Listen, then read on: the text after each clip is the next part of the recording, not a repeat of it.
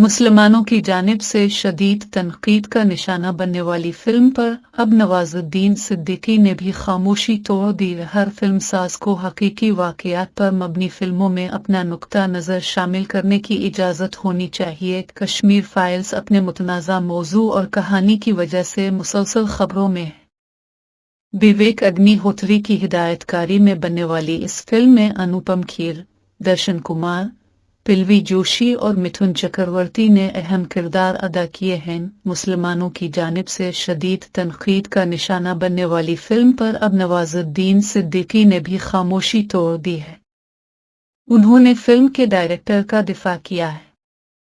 India सिमेट के EBP network ideas से गुफ्तगू करते हुए नवाजुद्दीन सिद्दीकी ने का कहना था कि हर फिल्मसाज को हकीकी वाक़यात पर मबनी फिल्मों में अपना नुक्ता नज़र शामिल करने की इजाज़त होनी चाहिए। नवाज